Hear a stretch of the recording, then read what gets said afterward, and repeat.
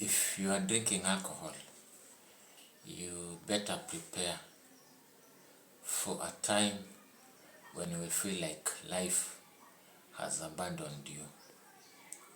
One tragic thing about alcohol is that it makes us not to see the reality.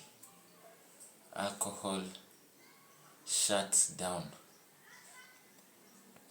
our sense of perception, our sense of clarity, our sense of the truth and facts. Alcohol distorts the truth and disguises lies as the ultimate truth. You see, you'll find that actually most people start drinking when life is good for them, when things are working out. You might find you have a job, you have a stable family, almost everything in life is okay. But then that is when you realize hizi stress ndogo ndogo zinakusumbua. You want to feel like you belong, so you start going out to drink. You spend time partying. Then addiction, which starts out as a pastime, as a form of entertainment, becomes now a habit. You don't see anything wrong with that. Alcohol never tells you anything is wrong. Utakunywa, you'll be buying alcohol for friends, people you meet in the bar. Watu wenye in real life, they don't care about you, hawakujali. But because ukienda kwa bar, you are feeling good, you are enjoying yourself, unasikia vizuri ukiitwa kiongozi, unasikia vizuri ukiitwa mheshimiwa. Somebody will even now tell you umetosha kusimama kura. They'll vote you in because you are understanding, because unaelewa watu.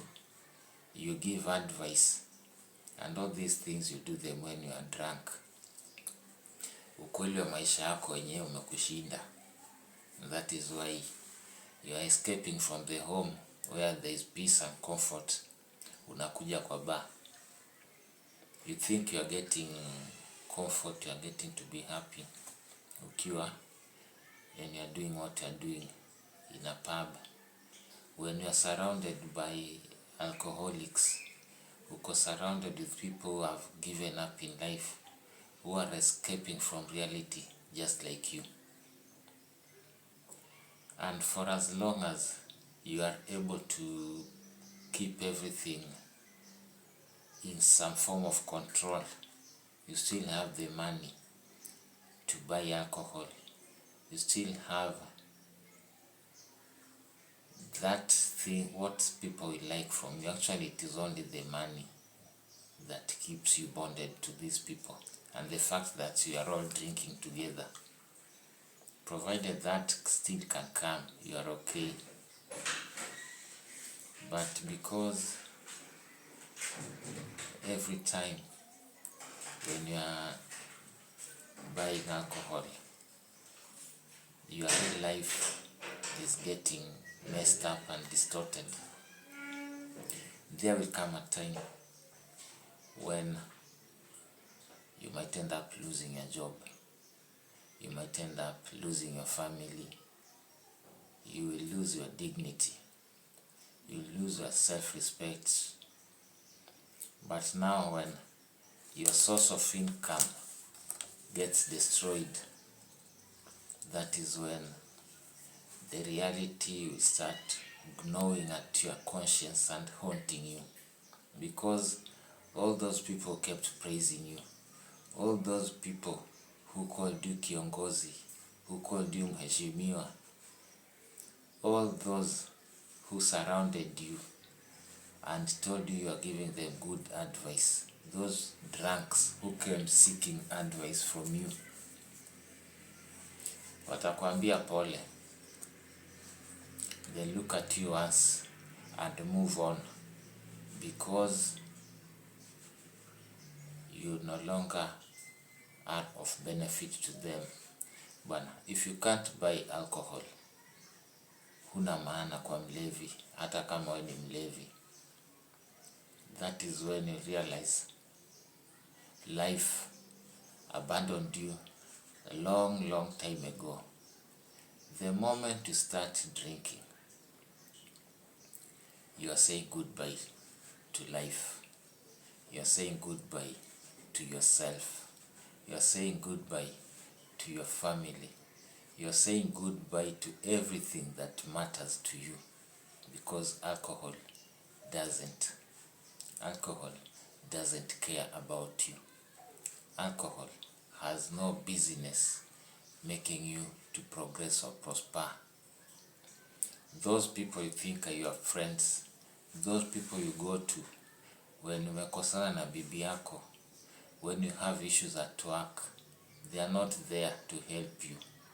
They will not tell you anything that will solve your problems.